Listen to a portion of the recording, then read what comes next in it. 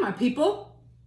Welcome. We're getting ready to make some origami fish with you today. This is super simple and really fun. It only takes a few folds. So if we have some little ones in the house that are practiced in folding paper, this should be right up your alley. So the first thing we need is our square piece of paper.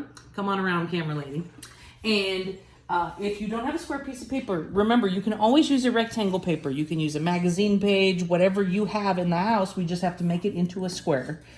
Follow our first video to how to make a rectangle into a square using a triangle is my trick that we talk about.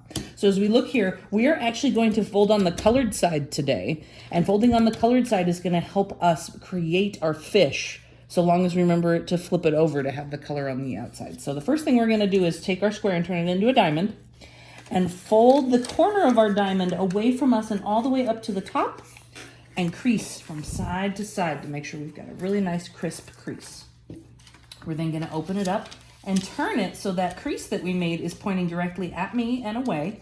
And we're going to make the tips of this crease touch each other by making another diagonal fold. Crease it really nicely. All right, and then we're going to open it back up to our square. Now our square, we're actually going to take the bottom of the X and touch it up to the top of the X. So this is what Quinn likes to call our taco fold. She prefers tacos over hot dogs, and I approve. We're going to open it back up again, and now you're going to see that you have an X and a line that goes straight across. This is the part where we have to remember to flip it over. So Eliana's working with white paper, so she's just got to make sure that she flips it over so it kind of looks like a tent, right? You got it. There we go. And we're going to leave the line that goes across pointing to both of our fingers on the sides. I'm going to point down, and to make this next fold, it's our squash fold. So I'm going to hold this triangle here down against the table, pull up, and make sure that I push in this side and squash it down, right? Following the line I created. I'm going to do the same thing on this side. I'm going to pull this side up and squash it down. You remember what happens next, right? We squashed this. He wants to give me a hug, right? I'm going to push these two triangles down and squash the triangle all the way down on the fold. So now I've got this fun hourglass shape going on, or if you look at it this way, it's just a straight up triangle that has a pyramid. It can stand. I'm time baby now. Time baby, or party hat. Always with the party hat. We're not going to leave it as a party hat. We're going to take the two flaps that are on the top of our triangle and fold them to the center. Well, actually, no, we're not going to fold them to the center. That's a different video. Today, we're going to take the top flap and we're going to cross it over. We're not going to put it directly over because we want this to be our tail. So what I'm going to do is I'm going to pull it down and over just a little bit to have a triangle popping out on the bottom and crease it. I want you to notice with my stripy fish here, I've done this twice, and as I folded it over, it did not line up with any of the stripes.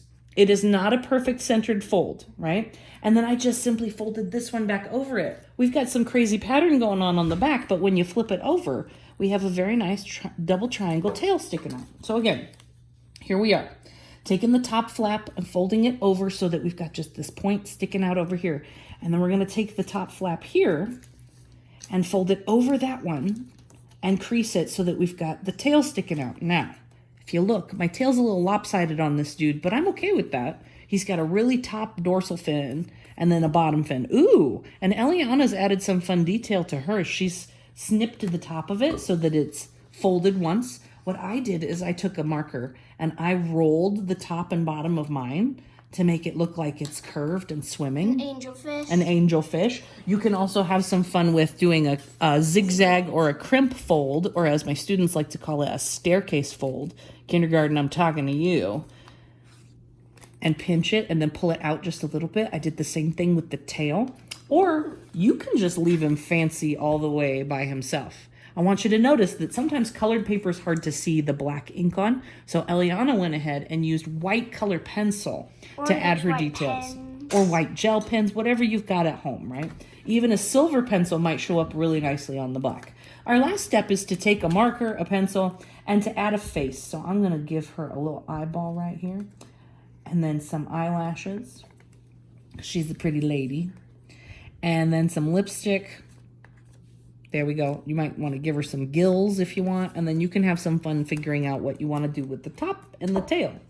that is what we've got. Oh, you need the marker too. That is our origami for today, guys and gals. Remember, it's 2 diagonal folds, 1 fold across the center. Then we do our squash fold, which is the hardest one. Flip it over and do a crisscross tail by taking our 2 top flaps and just crossing them over each other. And don't forget to draw a fun face. Fish kisses! Mwah! Thanks for joining us today, and join us again tomorrow for more drawing and origami fun. Thank you from the bottom of our heart. We'll see you later.